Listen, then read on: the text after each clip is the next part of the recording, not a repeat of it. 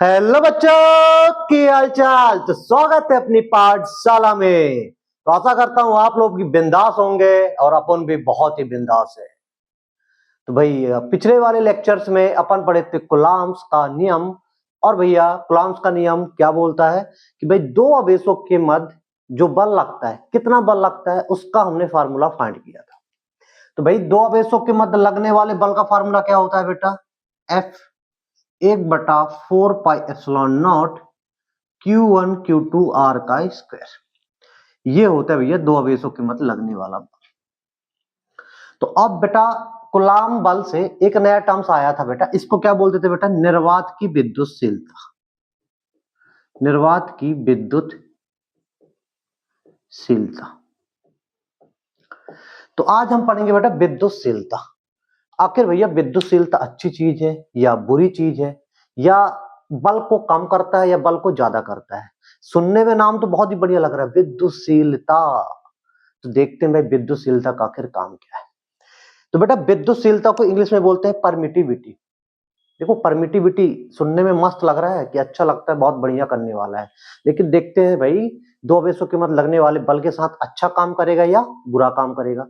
जैसे एक दोस्त होता है ना, आपके सामने अच्छापन दिखाता है लेकिन पीठ पीछे क्या काम करता है बेटा? आपका बुराई चाहता है ना? है ना? गर्लफ्रेंड बॉयफ्रेंड के बीच में मतलब सेटिंग खराब भी कर सकता है और पता नहीं क्या क्या नहीं कर सकता ना। तो चलो हटाओ, इस कंट्रोवर्सी नहीं चाहिए अपन को, अपन विद्युतशीलता पढ़ते हैं। हाँ भाई, तो ये क्या होता है बेटा? ये माध्यम का क्या होता है बेटा? गुण होता है। अब काम क्या करता है बेटा? ये माध्यम को आदेश करता है कि भैया दो आवेशों के मध्य जो लगने वाला बल है ना भाई, उसको क्या कर दो? कम कर दो। आया भाई समझ में कि नहीं आ गया? अब बेटा ये कम करने को क्यों बोलता है? क्योंकि फार्मूला में भी देख लो ना, इनके बीच में कैसा संबंध है। तो भाई रिलेशन भी देख ले रहे हैं कि भाई कूलम्ब बल, कूलम्ब बल तथा किसमें किसमें रिलेशन देखना है बेटा अपन को? विद्युतशीलता के मध्य संबंध देखना है बेटा। क्या देखना है अपन को? संबंध देखना है। मैं क्या बोल रहा हूं कि भाई ये माध्यम का गुण है और बेटा अपने माध्यम को आदेश देता है कि भैया दो बिंदु आवेशों के मध्य ना जो बल लग रहे हैं ना, उसकी जो फोर्स फील्ड लाइन है ना बेटा, उनको क्या कर दो? बर्बाद कर दो, जिसके कारण उन आवेशों के मध्य जो बल है वो क्या हो जाए बेटा? कम हो जाए। अब ऐसा क्यों करता है? क्योंकि बेटा फार्मूला में फोर्स और विद्युतशीलता के मध्य कैसा संबंध है बेटा? व्रतकोणानुपाती है। कैसा है बेटा?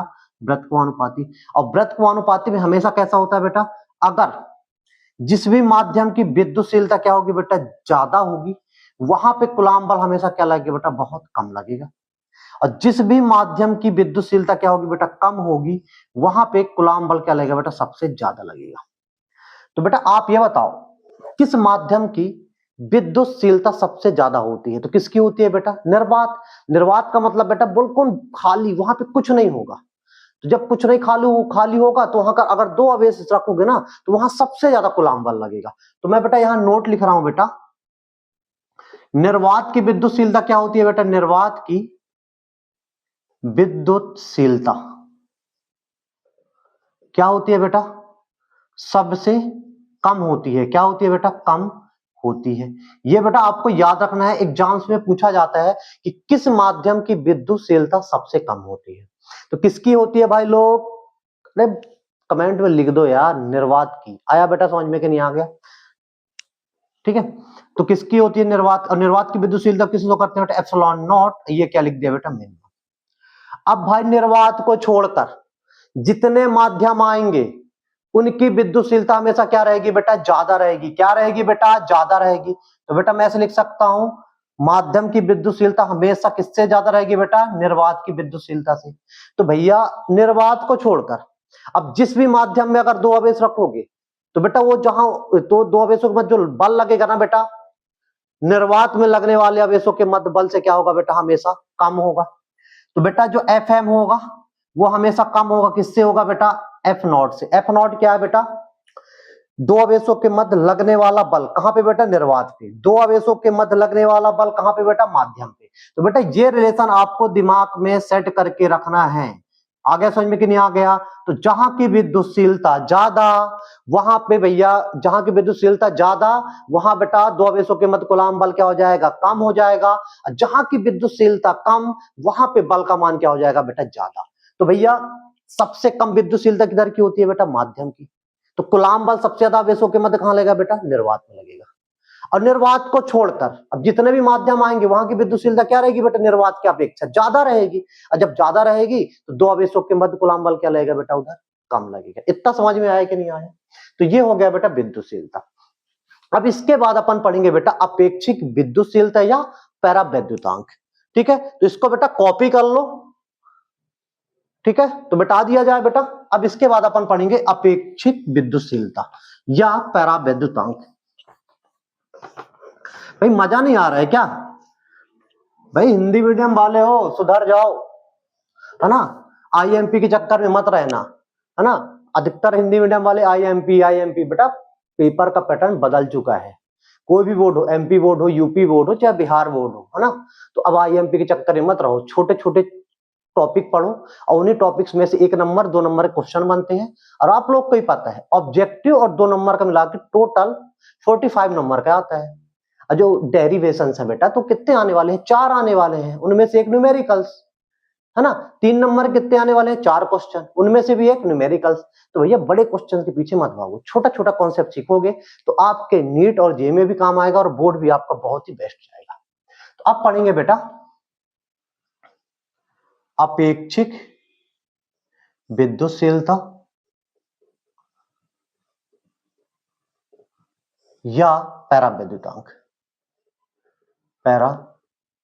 परावैद्युतांक आ गया भाई समझ में कि नहीं आ गया? तो बेटा ये होता क्या है?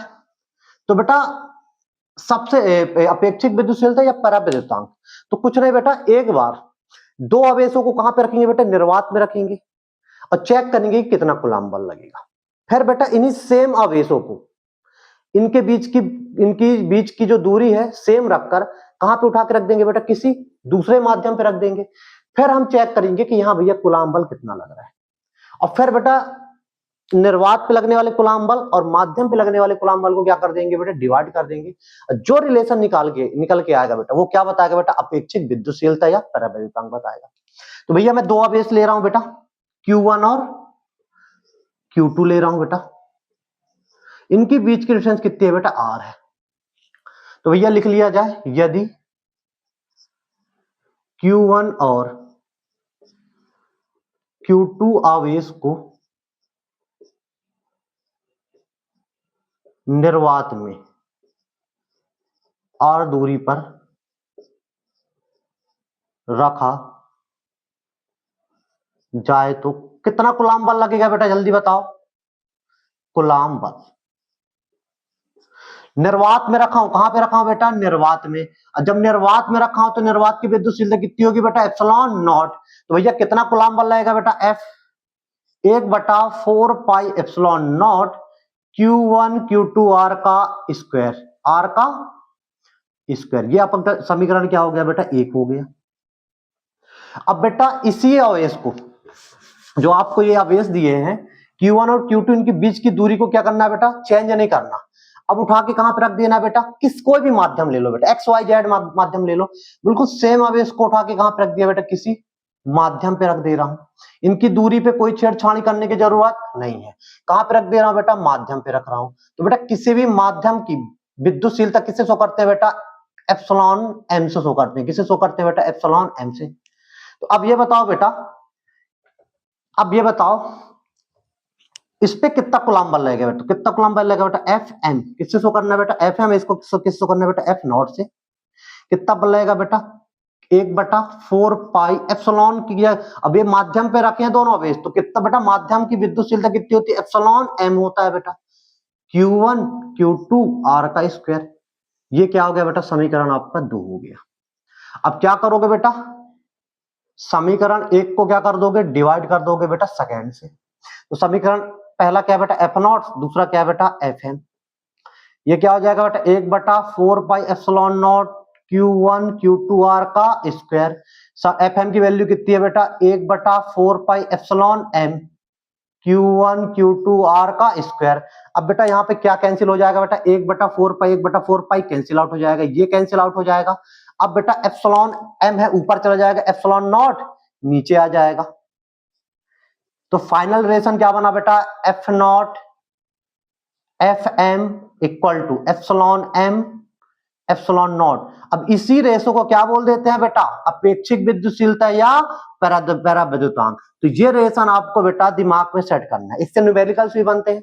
तो बेटा अपेक्षिक विद्युतशीलता की डेफिनेशन क्या लिख देंगे बेटा, देखो यहाँ पे कुछ चीजें मैं लिखवा नहीं पा रहा हूं आपको बेटा, टेलीग्राम के लिंक में कुछ दिन बाद हैंड रिटन नोट्स बेटा प्रॉपर तरीके से बेस्ट नोट्स आपको टेलीग्राम लिंक में बेटा आपको मिल जाएंगे। और टेलीग्राम लिंक बेटा मेरे चैनल के डिस्क्रिप्शन में पड़ी हुई है, तो वहां पे जाइए और अपनी पाठशाला टेलीग्राम चैनल का नाम है बेटा, तो वहां पे आपको पूरे एक से लेकर जितने चैप्टर पढ़ा दिया ना टॉपिक वाइज, आपको प्रॉपर हैंड रिटन नोट्स मिल जाएंगे बेटा, बहुत ही बेस्ट, बिल्कुल बिल्कुल मेरे लिखे हुए नोट्स हैं। आया समझ में कि नहीं आया? तो नोट्स की टेंशन तो आप छोड़ दो, बस यहाँ पे कॉन्सेप्ट समझो। तो ये क्या मिल गया बेटा, अपेक्षिक विद्युतशीलता का क्या मिल गया बेटा, फार्मूला पूछ लिया। तो अब बेटा आपसे क्वेश्चन कैसे पूछा जाएगा, अपेक्षिक विद्युतशीलता किसे कहते हैं, उसका सूत्र लिखो या सूत्र लिखो बेटा। तो आप क्या लिखोगे बेटा, माध्यम का विद्युतशीलता तथा निर्वात की विद्युतशीलता के अनुपात को क्या बोलते हैं बेटा, अपेक्षिक विद्युतशीलता या परावैद्युतांक कहते हैं। एक बेटा आपकी डेफिनेशन यह हो गई ये। और दूसरी डेफिनेशन क्या लिख दोगे बेटा, निर्वात में रखे दो आवेशों के मध्य लगने वाला कूलाम बल तथा माध्यम में रखे दो आवेशों के मध्य लगने वाला कूलाम बल के अनुपात को क्या बोलते हैं बेटा, परावैद्युतांक या अपेक्षिक विद्युतशीलता कहते हैं। इतना समझ में आया कि नहीं आया बेटा? तो इस डेरिवेशन को बेटा आप स्क्रीनशॉट ले लो। इतना समझ में आया कि नहीं आया? अब बेटा इससे न्यूमेरिकल्स कैसे बनते हैं बेटा, बहुत ही आसान बनते हैं।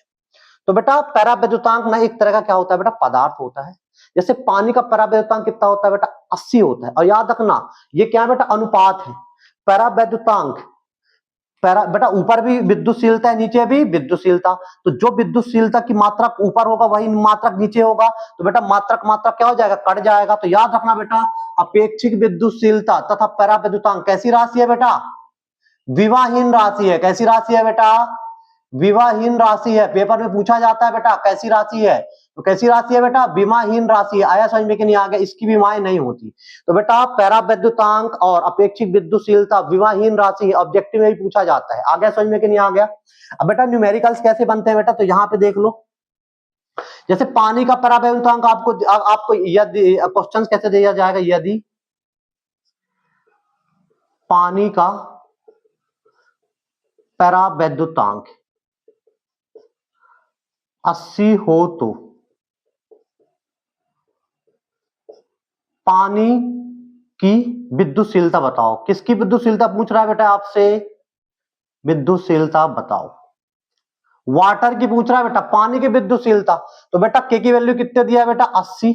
और के का फार्मूला क्या होता है बेटा, जल्दी बताओ। के बराबर क्या होता है बेटा, माध्यम, मतलब माध्यम का मतलब क्या होगा, वाटर और एप्सिलॉन हो गया बेटा। अब आपको वाटर का निकालना है ना बेटा, पानी का निकालना है, तो बेटा के इंटू एप्सिलॉन नॉट हो जाएगा। अब बेटा आपको के की वैल्यू कितनी दी है बेटा, 80, और एप्सिलॉन नॉट की वैल्यू कितनी होती है, जल्दी बताओ बेटा। आपको पहले बता दिया था निर्वात की विद्युतशीलता की वैल्यू कितनी होती है, 8.85 इंटू 10 की पावर माइनस 12 कूलाम का स्क्वायर न्यूटन मीटर का स्क्वायर। बेटा ये डाटा आपको याद होना चाहिए, ये भी ऑब्जेक्टिव में पूछा जाता है, इसका यूनिट भी पूछा जाता है और बीबी सूत्र भी पूछा जाता है। तो क्या कर दोगे बेटा, मल्टीप्लाई कर दोगे 8.85 इंटू 10 की पावर माइनस 12, और आपका क्या आ जाएगा बेटा, यहाँ पे डेट डैश आंसर कैलकुलेट कर लेना बेटा। और यूनिट लिखना मत भूलना, यूनिट क्या होती है बेटा विद्युतशीलता की, कूलाम का स्क्वायर न्यूटन मीटर का स्क्वायर। आया बेटा समझ में कि नहीं आ गया? तो ऐसे न्यूमेरिकल्स बनते हैं बेटा। अब बेटा आपने बुक में पढ़ा होगा कि भैया निर्वात की विद्युतशीलता और वायु की विद्युतशीलता क्या होती है बेटा, सेम होती है। अब क्यों सेम होती है बेटा, तो एक क्वेश्चन और ले लो। तो बेटा क्यों सेम होती है बेटा, क्योंकि पानी का परावैद्युतांक कितना होता है, जल्दी बताओ। परावैद्युतांक कितना होता है बेटा, एक होता है। कितना होता है, एक होता है। और जब बेटा पानी के परावैद्युतांक एक होता है, मतलब के की वैल्यू कितनी होती है बेटा, एक होती है। तो अगर आपसे पानी की विद्युतशीलता, सॉरी पानी नहीं यार, एयर, वायु बेटा, वायु की विद्युतशीलता और निर्वात की विद्युतशीलता क्या होती है बेटा, बराबर होती है। अब क्यों होती है बेटा, तो याद रखना वायु का परावैद्युतांक कितना होता है बेटा, एक होता है। तो के बराबर कितना होता है बेटा, माध्यम इस बार क्या लिया हूं बेटा, वायु, और नीचे एप्सिलॉन नॉट हो जाएगा। तो वायु का निकालना है बेटा, के इंटू एप्सिलॉन नॉट।